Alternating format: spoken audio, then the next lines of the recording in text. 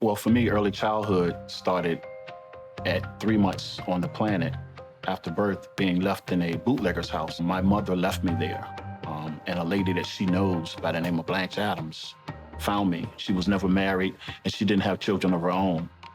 So God kind of placed us together. She just made sure that I ate good. Sometimes we didn't have lights, sometimes we didn't have water, but she always found a way. She encouraged me to get involved with the things of God and the things of church. I called her mom. She was the only mother I knew. At age 6, she had a man stand there. He would play with me a little bit and, throw the ball and promise me stuff, bicycles. So I didn't think nothing of it. I was innocent. I didn't know no better. But one day he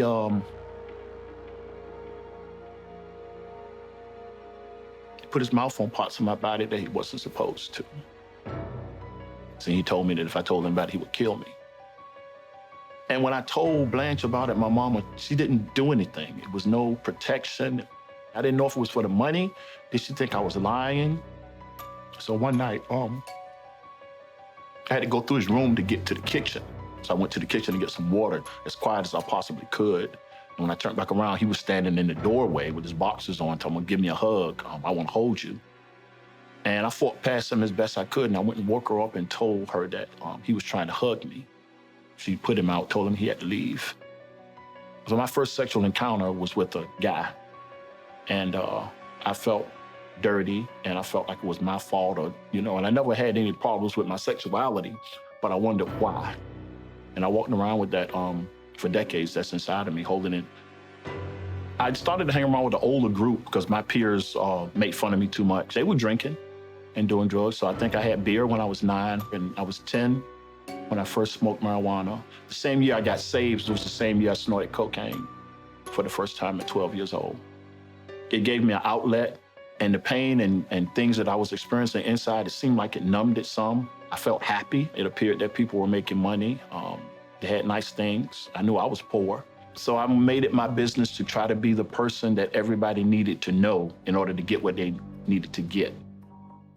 My mama, she died around 16, 17. I was on my own. I dropped out of school. I got another job, but I was also trying to sell drugs, marijuana and cocaine when I would get my hands on it. Recreation and fun times rapidly became a habit. And once the curse of addiction got hold of me, it held me for 30 plus years.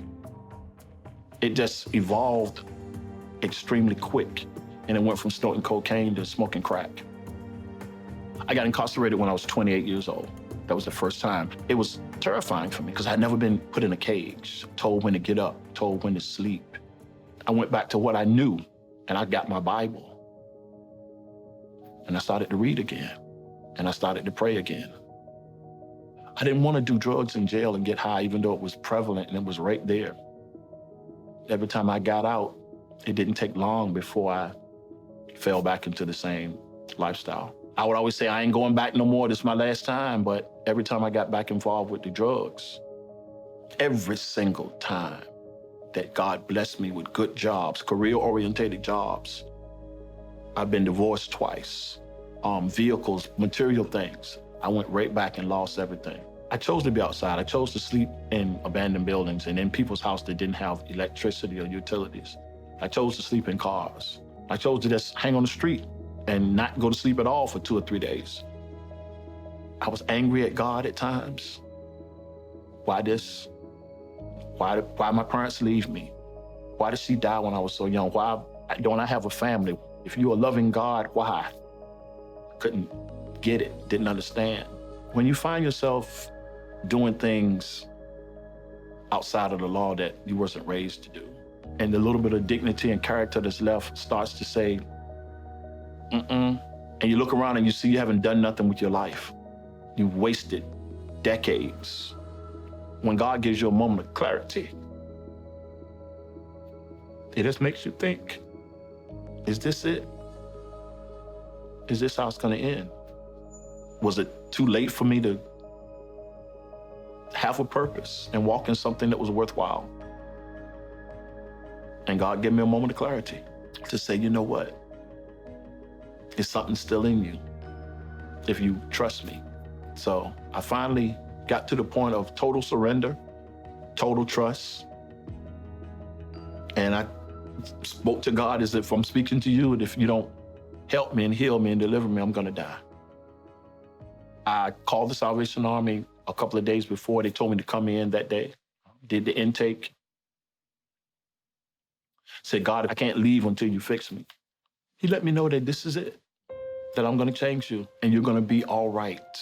And it was like the most comforting words in my spirit that I had ever heard in my life. And he just started to minister to me. He let me know that I was his son. He let me know that what I went through was not to hurt me. He let me know that he heard me. Let me know he loved me. The Salvation Army is a 6-month program. Close to graduation, the opportunity to be a Salvation Army soldier became available. I was a soldier for about a year. And then they elected me as the Corps Sergeant Major of the Southampton Roads Croc, which is similar to being like a deacon or assistant pastor. Every day I wake up, God is involved in my life and helping me be involved with something he's doing in some capacity. I got an opportunity a couple of years ago to be in Homeland, which was a series on Showtime. And I wound up being a Secret Service agent guarding the President of the United States. I would tell people that nobody can take you from the crack house to the White House but Jesus. Because how do you go from guarding Pookie, Ray Ray, and Nuck Nuck to guarding the President of the United States on a major television program? I spoke at old folks' homes. I've been to Atlanta with the Salvation Army. So I've marched in the Grand Illumination Parade as a representative of Christ through the Salvation Army. And I don't have any biological children, but I got about 20-something kids that I mentored. I've been mentoring them for about 2.5 years now. I can't believe it. God is, man, he does the, what he done in my life. I can't believe it. When people used to talk about that experience and what God done, it can't be that real. It can't be that much, but it's real. It's true. And at 56, I didn't know it would be like that. I had no idea. I didn't think he loved me that much. And nobody could have wrote my story and told me that what has happened to me over these last 2 years would have happened. I mean, the places I've been and the people I've been in the company of, it's nothing short of amazing. And he still lets me know the best is yet to come. The best is yet to come. You know, it's the promise to every believer, to every disciple of Jesus, to every child of God. The best is yet to come. God has put in us the amazing gift of being able to choose. You know, people can do things to us in our lives that we can't really choose to get out from under. They can leave shame, they can leave anger, they can leave hurt. But there are choices we get to make in our lives, and the choices we make matter.